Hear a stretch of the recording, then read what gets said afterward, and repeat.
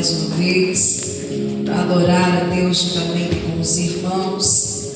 Louvo a Deus pela vida do pastor André Luiz, pastora Cristiane. Que Deus possa abençoar grandemente. Louvo a Deus pela vida da minha mãe que me acompanha, meu irmão Kleber, estão aqui comigo essa noite. Você crê que o céu tem falado e está em nosso meio? O Senhor está em nosso meio.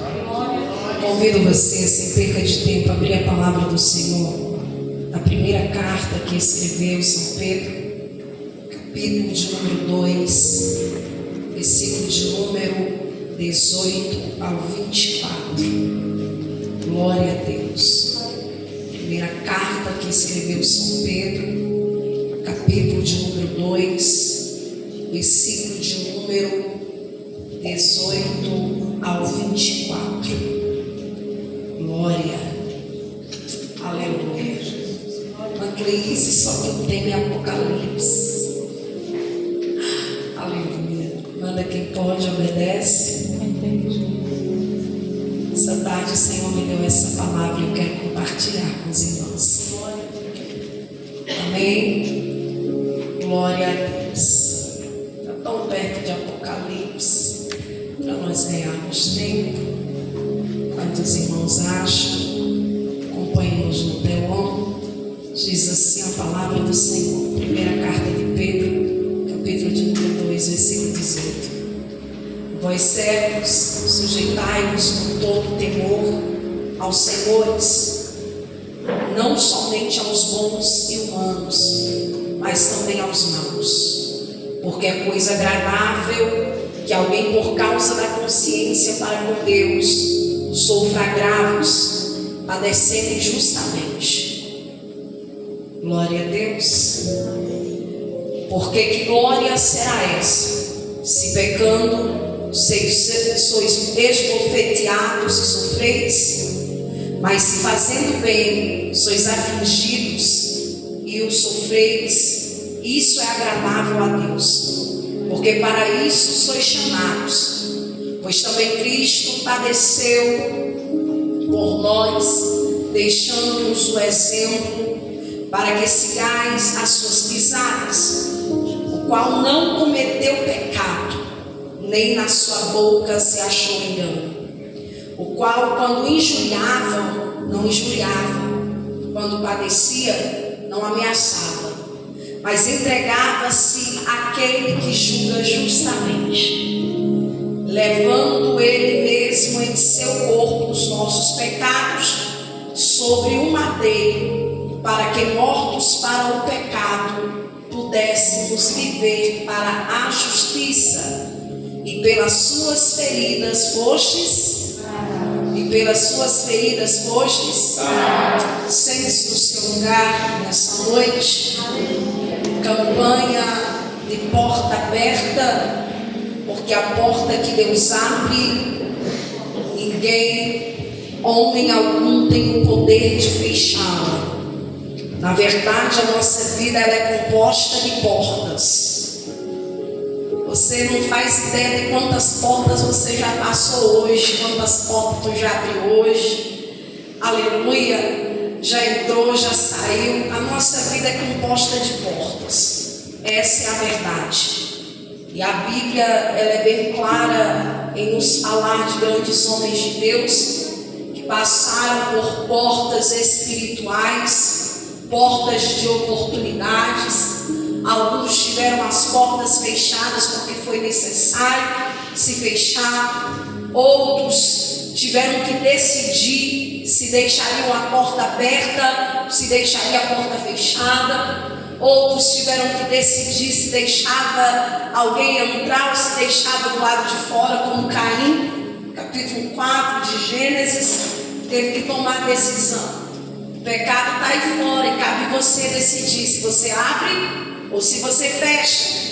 Teve uma mulher que o milagre aconteceu na casa dela porque ela entendeu quando o recado foi: entra dentro da tua casa junto com o teu filho e fecha a porta. Então Deus tem as suas formas e as suas maneiras de trabalhar em todos os detalhes. Aleluia. Quando nós olhamos para a igreja de Filadélfia, nós percebemos que aquela igreja foi estabelecida em um ambiente cheio de idolatria, paganismo, helenismo estava tomando conta, aleluia. A cultura da Grécia estava se alastrando, e por ser portal da cidade, da entrada da Ásia Menor, o Senhor vai dizer: eis que diante de ti eu pus uma porta aberta, porque dali saía toda a cultura, dali saía toda a ideologia que hoje nós conhecemos a respeito da mitologia grega. Todas elas passavam por ali, todos os navios mercantis passavam por ali, era o portal da cidade. E é por isso que o próprio Deus vai dizer para Filadélfia: aleluia, ou vocês fazem alguma coisa, ou vocês estão perdendo oportunidade, porque se o diabo abriu uma porta e tem uma porta aberta para implantar o que ele quer, vocês também têm uma porta aberta, e foi eu que abri essa porta. Para quê? Para que o nome do Senhor fosse glorificado, para que o evangelho fosse pregado.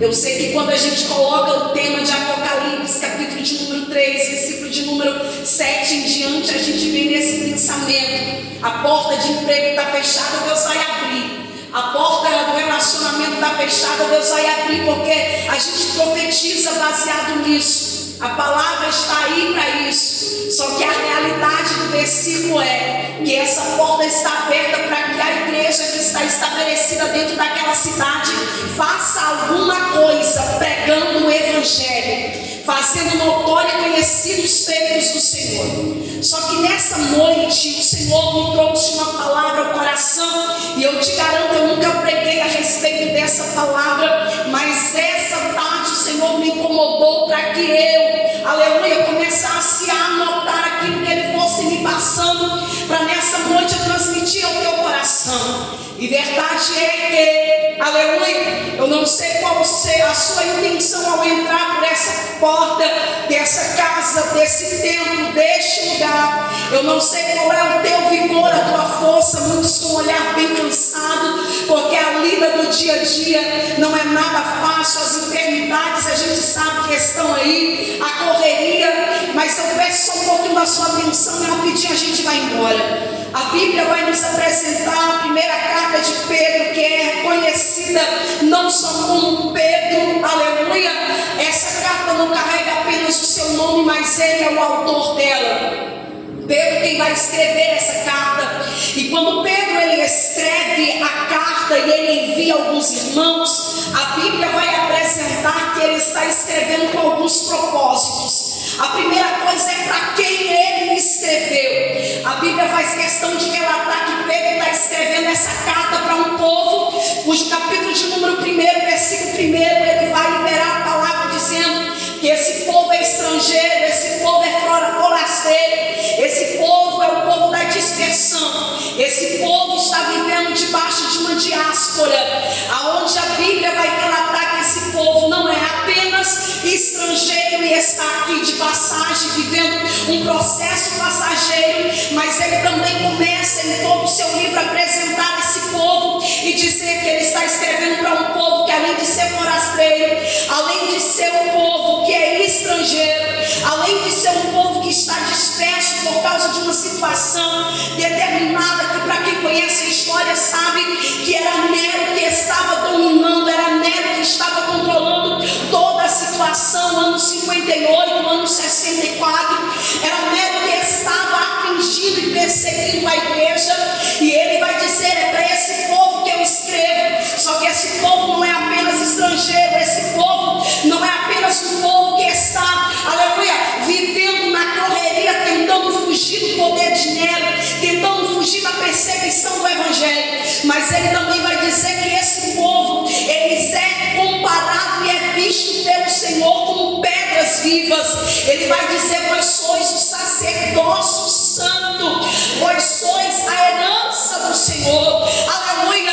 Pedro ele começa a destacar, aleluia, a respeito do valor que esse povo tem, da realeza que esse povo carrega, da importância que esse povo tem, a ponto de deixar claro: não é para qualquer povinho que eu estou escrevendo, é um povo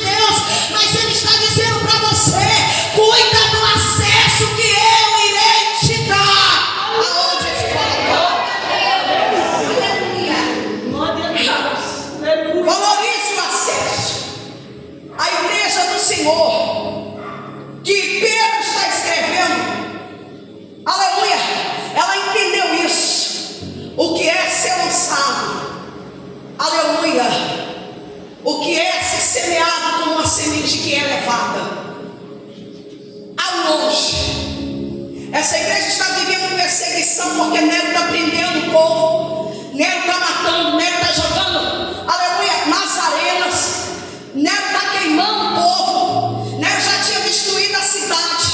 E quem é que foram os culpados? Os crentes, os cristãos, eles foram os culpados. É para esse povo que o apóstolo Pedro está escrevendo, o sanguinário, aquele que ninguém controla, aquele que só se converteu depois que Jeová ressuscitou, depois que ele passou pelo Pentecostes. E na sua primeira pregação, ele conseguiu ganhar, através da pregação que ele faz, 3.000 almas. Quando você estuda a carta de Pedro, como também Atos dos Apóstolos, capítulo de número 2, em diante, você vai perceber que a mesma palavra que ele cita, a partir do capítulo de número 1, versículo 20, é a mesma que ele também proferiu, foi a mesma pregação dele. A pregação de Pedro foi falando a respeito da morte de Cristo, foi falando da sua paixão, foi falando da sua entrega, foi falando da sua submissão à ordenança do Pai. Qual é a pregação de Pedro? A primeira pregação de Pedro, ele olha para o povo que está dizendo, vocês são embriagados. Ele olha para o povo e vai dizer, não, nós não estamos embriagados, nós estamos vivendo aquilo que foi profetizado. E tem mais, nós estamos pregando o Jesus, aquele Jesus que vocês crucificaram, aquele Jesus que vocês levaram até a cruz. Ele está dizendo, esse Jesus que foi vocês que entregaram a morte, vocês só tiveram o poder de tocar nele e crucificá-lo, porque houve uma direção dada por Deus, houve uma ordem permissiva de Deus, porque se Deus não permitisse, vocês não tocariam. Ele padeceu, ele morreu, ele ressuscitou, porque nem a morte pode segurá-lo, nem a morte pode matá-lo. Não teve pedra com mais de 1.000 toneladas para segurar ele dentro daquela sepultura. Ele saiu, ele rompeu a esfera. Ele vai falar sobre a glorificação daquele que vem num corpo, aleluia, como meio corruptível, mas ele totalmente transformado, mas ele totalmente glorificado e incorruptível, aleluia. Ele cheio de majestade, cheio de glória, preparando o seu povo para um grande encontro. Ele está olhando para essa igreja que está sofrendo perseguição e está dizendo, vocês têm um modelo. E qual é o modelo de ser crente? Cristo. Ele é o modelo da igreja. Glória a Deus. E talvez tu não goste muito do que eu vou pregar para você nessa noite, que a hora já foi, eu já estou terminando. Porque Pedro está olhando para essa igreja, está olhando para esse povo, e a partir do capítulo de número 2, você vai encontrar Pedro trazendo uma mensagem a respeito da forma e da conduta de um cristão na terra, no meio do ímpio, no meio de um povo pagão. Ele está olhando para a igreja de Cristo que está sofrendo perseguição, que está recebendo calúnia, que está sendo acusado de algo que não cometeu. Ele está olhando para essa igreja e ele vai dizer, ei, vocês precisam ter uma boa conduta aonde vocês passarem. A vossa forma de viver tem que ser agradável a Deus. A vossa forma de viver, aleluia, ela tem que atrair a atenção de quem está te olhando, não pelo mau caráter que você tem, mas pela conduta santa, sadia, agradável a Deus que vocês carregam. Pedro está exortando essa igreja e dizendo, eu sei que vocês estão passando por tudo isso. Só que antes, capítulo de número 1, ele mostra a realeza. Vocês são sacerdócio santo, vocês são pedra viva. Mas depois ele volta para a realidade dizendo, só que tem porém, apesar de vocês carregarem a realeza dentro de vocês, entenda que você não é rei. Entenda que o rei não é de vocês e vocês precisam ter um caráter santo, digno. E a primeira coisa que vocês precisam entender, aleluia, é que o homem, o cristão, precisa ter submissão às autoridades.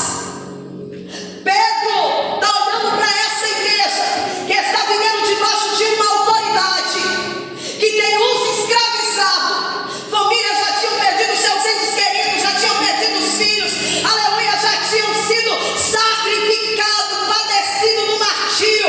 Mas ele vai dizer, ei, seja submissa à autoridade. Seja submissa à autoridade que foi estabelecida. Aleluia. Porque toda autoridade foi estabelecida por Deus.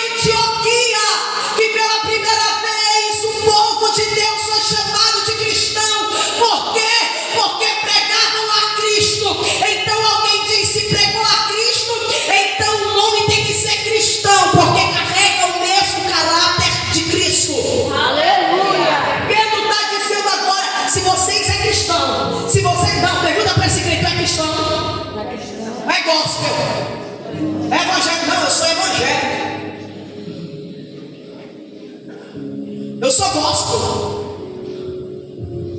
Crente que é crente, ele diz: eu sou cristão, porque eu carrego o DNA de Cristo e a identidade dele. Aleluia. E quando você assume esse papel de ser cristão, que você está dizendo: eu sou igual a, e sou igual a, aí você está assumindo a responsabilidade. Ou você é igual a ele, ou então meu filho está fazendo escândalo na terra com o nome dele.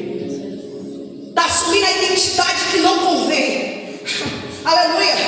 Ele está olhando para os cristãos e está dizendo: assuma a responsabilidade, assuma o nosso papel de cristão. Eu quero que você entenda isso, porque ele está dizendo para um povo que está sofrendo, que está sangrando, na mão de quem está sentado com a cadeira, o cetro, a coroa, tendo o direito de tudo, fazer o que quer. Mas ele está olhando para esse povo, está olhando para esses crentes, está dizendo: seja submisso, a vossa conduta tem que ser uma conduta irrepreensível diante dos ímpios, independente do que vocês estejam vivendo. Mas espera aí, o governo não está prestando para nada, mas você como cristão tem que prestar. Espera aí, mas o governo rouba demais. Pois é, mas você como cristão, você não pode roubar. Pague a tua cantina, pague o irmão que tu pegou emprestado. Aleluia, pague de cartão que você só está acumulando ele. Limpa o teu nome, porque se você é cristão, você tem que ter um caráter diferente do que está rolando por aí. Aleluia. Amém? É a porta que está aberta, aproveita e entra dentro. Lavácia, calachúria. Porque a gente aponta, é porque não presta. É porque é isso. É porque aquilo que o céu dizendo é. Só que como vai você como cristão? Como estão as suas contas como cristão? Como estão os teus impostos como cristão? Como está a balança do teu comércio como cristão? Como estão as notas fiscais da tua empresa, o ambiente que tu trabalha como cristão? Como é que está o processo lá? Como é que está o andamento lá? Aleluia! Como é que está o teu nome na praça como cristão? Como é que está? Aleluia! No meio da vizinhança, no meio da tua parentela, no teu cotidiano, no teu dia a dia, como é que está você como cristão? Como é que você tem agido diante dos vizinhos?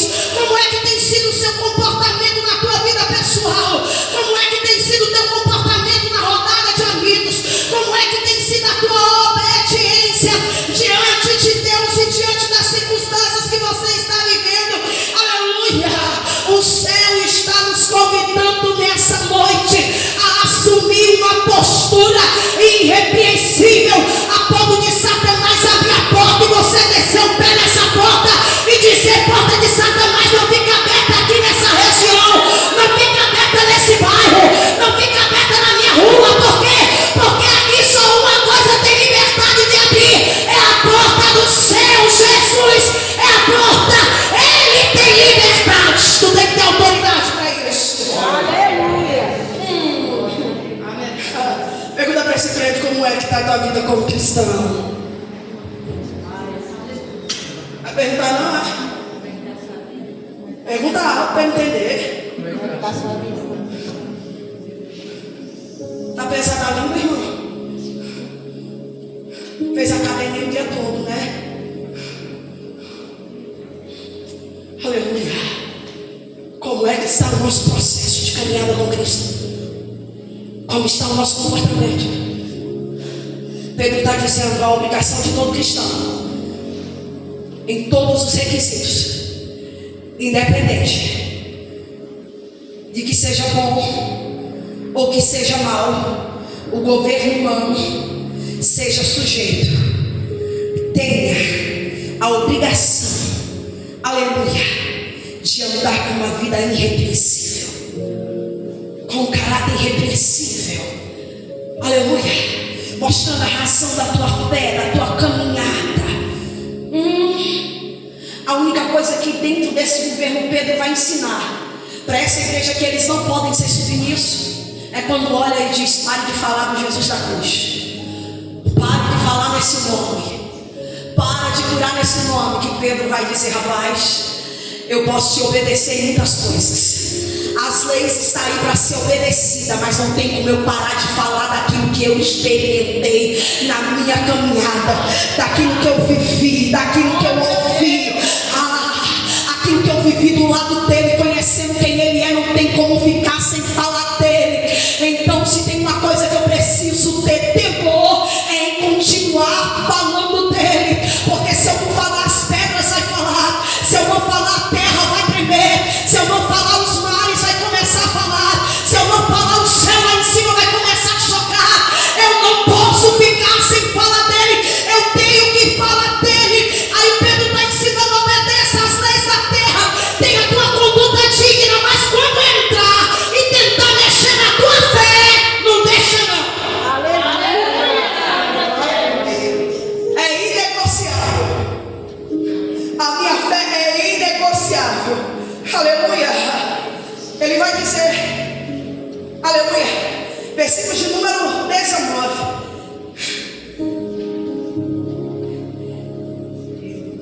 Porque a coisa agradável que alguém, por causa da consciência, por causa do quê? Da consciência para com Deus, sofra agravos, padecendo injustamente. Deixa eu te dizer, tu quer padecer? Quem quer sofrer? Levanta a mão. Ninguém. Quem é que quer padecer? Só que é Bíblia. Ele vai dizer, o pastor falou aqui, já me adiantou, é por isso que eu preguei. Poderia ir pelas portas aí, mas o pastor já antecipou. Você fazendo bem ou não, você vai? Sou? Alguém prestou atenção no culto? Prestou atenção no que ele falou? Alguém fazendo bem ou não, vai sofrer ou não vai sofrer? Vai sofrer. Você sendo bonzinho ou não, você vai padecer. Aí ele vai dizer, pois eu tenho um modelo de alguém que padeceu sem motivo nenhum, mas ficou caladinho. Sofreu. Esse é o modelo que vai obedecer. E deixa eu te dizer uma coisa: o homem para ser, aleluia, e seguir a conduta pela qual o céu está orientando, ele só consegue viver isso se ele tiver o Espírito Santo de Deus na vida. Se não tiver, ele não consegue não. O homem padecer as injúrias da caminhada, viver as lutas e os processos, aleluia, e permanecer sendo fiel, seguindo o exemplo de Cristo, ele precisa ser cheio do Espírito Santo. O problema é que o povo só é cheio do Espírito Santo no dia do congresso, no dia da festa, aleluia, que aí todo mundo está preparado para viver o grande avivamento, mas o céu vai mostrar para você sobreviver na terra, para você ficar dentro da arca. Você precisa ser cheio do Espírito Santo, porque se não for cheio do Espírito Santo, você não vai suportar as pancadas que a vida vai te dar. Cheios do Espírito Santo. Quem é cheio do Espírito Santo não está nem aí se olhou torto, se não olhou. Ele deixa que até tua paralisia facial que fique com ela. Eu estou nem aí, eu estou cheio. Aleluia, quer ficar com o teu bico torto, fica. Mas eu estou cheio. Quer falar, fale, mas eu estou cheio do Espírito Santo. E quem julga as minhas causas é Deus. Quem está carregado, vivendo, dominado pelo Espírito Santo, ele não desvia na segunda-feira, depois de viver um avivamento no domingo.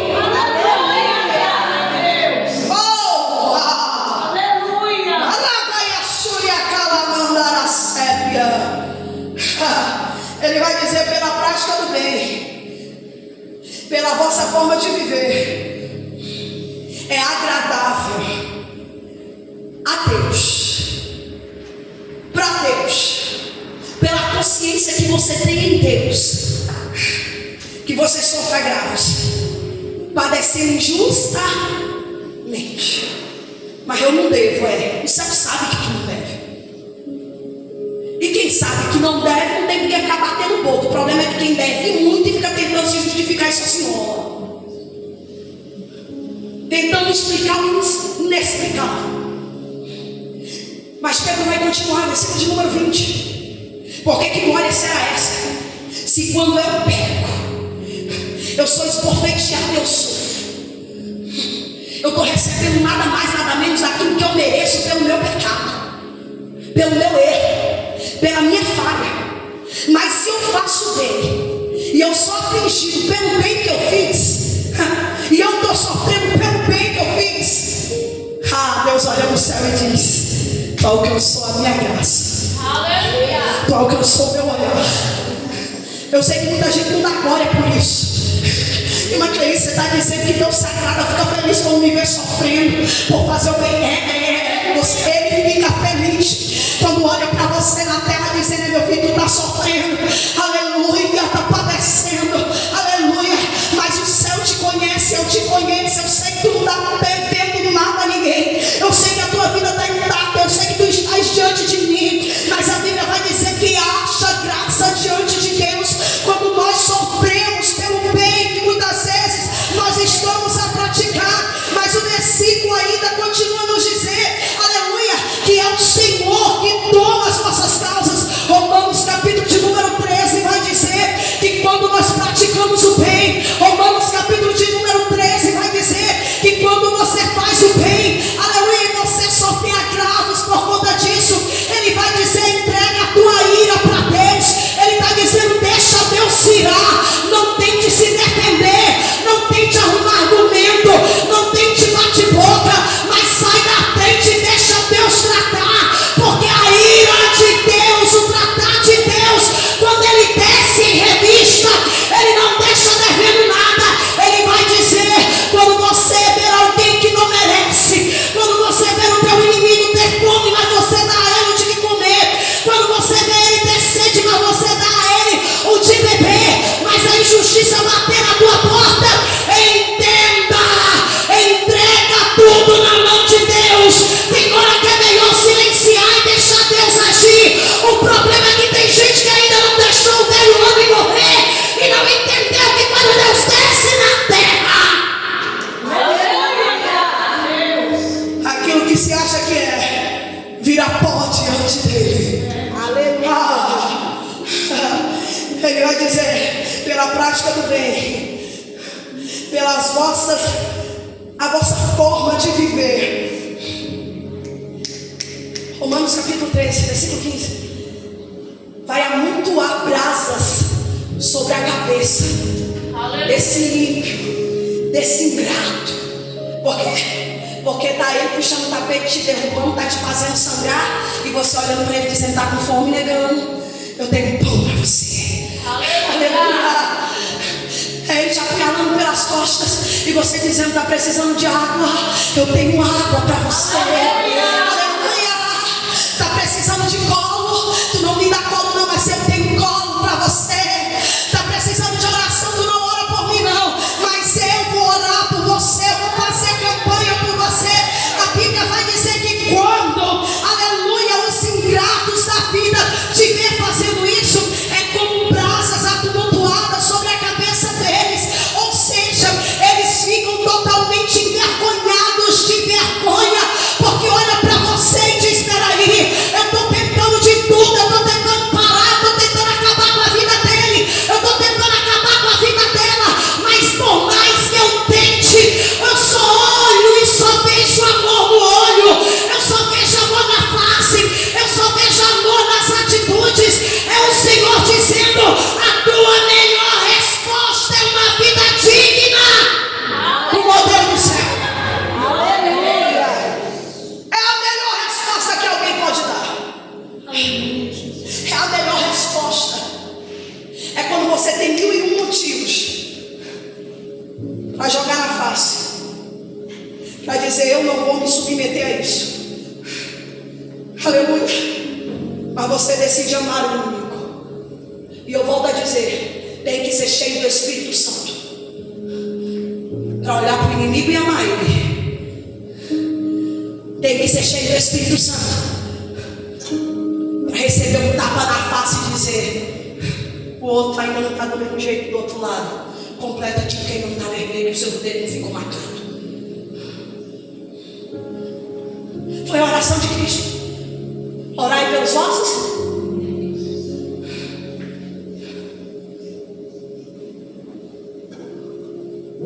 Amar o próximo é fácil demais. Difícil é amar o inimigo que persegue. suporta olhar na tua face, mas você cruzar no caminho dele só para dar aquela olhada e dizer: eu te amo. E Jesus também. Experimenta fazer isso. A dar uma olhadinha, a passar na frente, terminou o culto, passa e fica na porta. Dá aquela olhadinha.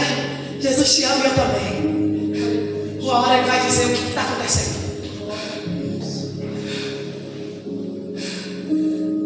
Não dê o troco com a mesma.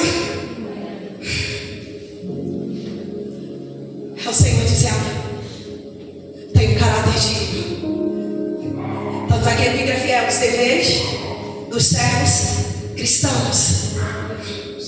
É visitar o preso, o matador, o estuprador. Jonas. Jonas foi o maior pregador acima de Pedro. Porque Pedro, quando pregou, ele ganhou 3.000. Só que Jonas, quando pregou, ganhou uma cidade.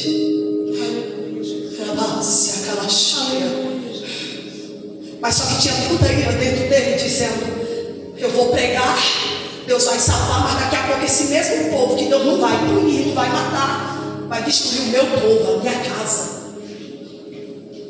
Ele tem pena de uma árvore que o céu fez nascer, brotar num dia e no outro acabou, morreu.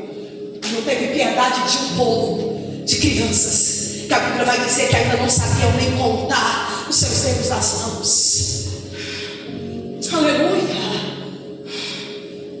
Só que quando as desgraças batem algumas portas de pessoas que estão vivendo escravizadas, ao invés do verdadeiro cristão prostrar e dizer: Senhor, tenha misericórdia, não, posta e diz: bem feito, merecia amor. Merecia o quê? Aí o Senhor olha para você e diz: diante de você tem uma porta aberta, mas se você continuar com esse caráter lá dentro, você não entra. Na eternidade não iremos entrar. E eu termino porque Pedro, ele começa a dizer: vocês foram chamados para isso. Para quê? Para sofrer os agravos da vida, para seguir as mesmas pisadas de Cristo.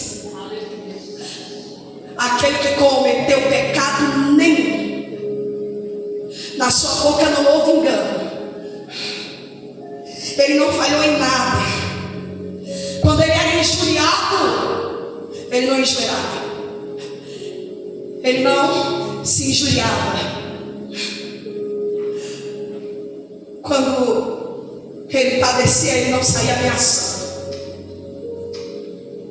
Dá para você ir para aquela quinta-feira quando prenderam Jesus? Quando batiam nele por não ter cometido absolutamente nada. Batiam e diziam: quem foi que te bateu?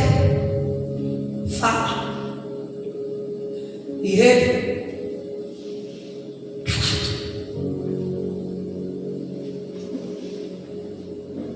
eu sei que tu está com sono, mas pergunta com esse crente: tu aguentaria isso?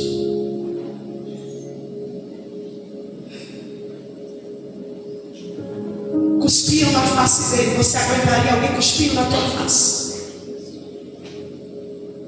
Bora ser realista. As pernas tremem, o sangue ferve, a cabeça parece que vira um balão inchado. Nós não estamos preparados para alcançar aquilo que Ele tem para nós. E por que eu te digo isso? Porque antes de você viver grandes milagres e grandes experiências na presença do Senhor, primeiro Deus vai te marcar. Todos os homens da Bíblia, antes de viverem o extraordinário e entrarem para a história, eles foram marcados. Jesus passou por todo tipo de processo na cruz. Pauladas. Salmo 22 vai dizer que dava para ver os ossos dele expostos para fora. E ele, claro. Lucas 23 vai dizer que quando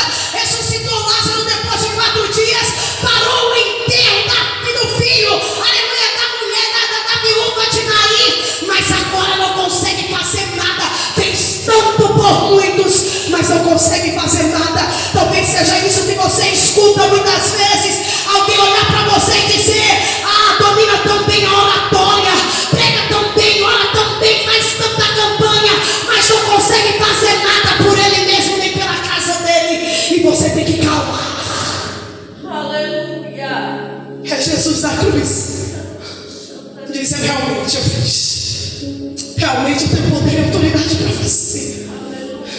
Mas ele, tem um malfeitor cheio de razão, dizendo: desce e me tira também. Para quê? Você quer descer na cruz para quê? Talvez o argumento tenha sido um pouco mais longo, porque João vai dizer: se tivesse que escrever todos os feitos, tudo que aconteceu, não tinha livros. Mas quem sabe, pastora Cristiane tem olhado e dito: peraí, eu estou falando contigo e tu nem olha, nem dá resposta. Aleluia! Ele desce na cruz e salva-nos. Será que tu não vai dar resposta? Será que tu não está ouvindo? Eu estou falando contigo, Jesus, e tu não dá resposta. Contempla que alguém tem dentro da alma, dizendo: eu estou do teu lado, Jesus. Conversando contigo e tu estás calado. É porque o Senhor conhece a intenção do coração. E sabe que alguém está preocupado com o reino próprio, mas não com o reino do céu.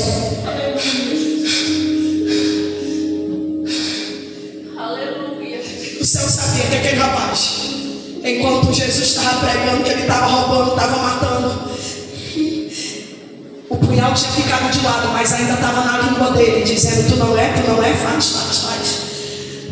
Para descer e continuar a mesma coisa. Para descer e não ter mudança de caráter. Jesus não fala nada. A Bíblia vai dizer que como ovelha muda, ele foi. Só que quando um olha do lado e diz: a gente está aqui porque a gente merece.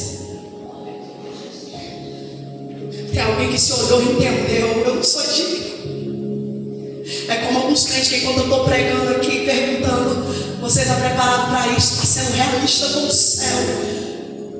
Não está usando a maquiagem da hipocrisia. E vai dizendo: eu não, cuspi na minha face não. Vem com esse cabecinha dizendo assim: eu não. É aquele ladrão da direita, dizendo: eu estou aqui porque eu mereço. Eu estou sofrendo porque mereço. Mas ele não merece estar ali. No meio de tantas coisas para aquele malfeitor da direita pedir. Sabe o que ele vai pedir? Ele não pede uma nova chance para que tiram ele da cruz, para ele viver uma restituição familiar, viver o que ele não viveu. Ele não pediu riqueza, ele não pediu nem para entrar no céu. Ele olha e diz: eu sei o meu estado, eu sei o que eu mereço.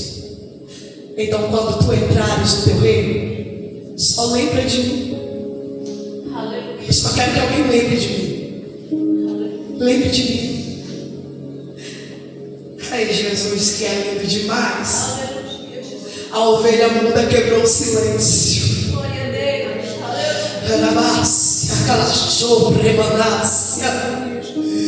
A ovelha muda quebra o silêncio, dizendo: eu não vou só lembrar, não. Você vai morar comigo ainda hoje. Ainda hoje tu estarás comigo no meu paraíso. Porque tu tinha muita coisa para pedir, mas tu decidiu ficar crucificado comigo. Tem muita gente querendo descer na cruz, mas aquele ladrão entendeu: a cruz é o melhor lugar para mim estar. Porque se não fosse essa cruz, eu não estava do lado dele. Se não fosse essa ferida em mim, eu não estaria do lado dele. Mas por causa da ferida, se coloque sobre os seus pés. Por causa das feridas, por causa da cruz, tem alguém querendo abrir mão da cruz, e o Senhor está dizendo: eu me agrado quando você, mesmo vivendo uma vida de santidade, mesmo fazendo bem, está sofrendo agravos pelo que você está oferecendo a outros. Por quê? Porque você entendeu que a cruz é o melhor lugar para alguém se encontrar comigo. Então tome a tua cruz e siga-me. Se você quer abandonar a cruz, nem venha. Mas se você Entendeu que a cruz é o melhor lugar para ficar lá da lado. O da esquerda não entendeu que aquela cruz era a oportunidade dele ficar perto. E o céu deu oportunidade para ele, dizendo: você poderia até descer daí, mas tu está tendo a oportunidade de ficar perto de mim. Então tu vai ficar colado aí quando na cruz. Pedro vai dizer que sobre as suas pisaduras nós fomos sarados. Eu preciso dizer algo para alguém: sangra, mas não morre. Sangra, mas não morre. Chore, mas não morre. Se arraste, mas não pare. Viva o processo. Viva o processo. Como o pastor André Luiz costuma dizer, o diabo tem proposta, mas o céu, aleluia, tem processo. Mas depois do processo, você vai se lembrar que tu faz parte da realeza do céu. Você vai se lembrar que tem uma eternidade te aguardando. Aleluia. O céu tem nos ensinado nesses últimos tempos que é prazeroso sentir dor, pisando e seguindo as pisadas de Cristo. Evangelho não é o que pregam por aí. Evangelho é ter prazer na dor, mas olhar e dizer: tem corpo novo me aguardando. Tem um Deus que peleja minhas guerras. Tem um Deus que vai adiante de mim. Tem um Deus que ainda tem bálsamo. Tem um Deus que ainda enxuga minhas lágrimas. Tem um Deus que ainda desce na minha casa. Tem um Deus que ainda cura as minhas feridas. Ainda tem um Deus que cura as minhas eternidades. Ainda tem um Deus que vai adiante, deixando a cilada do adversário. É prazeroso. Paulo entendeu isso a ponto de dizer: eu combati o bom combate, acabei a carreira, mas guardei a fé. O corpo está cheio de marcas, o corpo está cheio de cicatrizes, mas a minha batalha na terra foi valorosa e boa. Valeu a pena.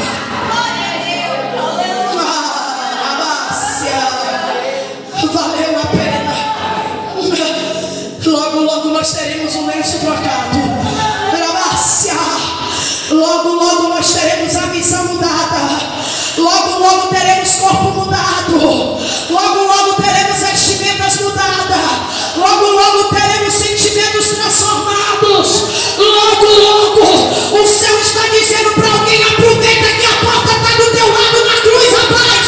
Entra para dentro. Entra para dentro. Aproveita que a porta está aberta. Entra.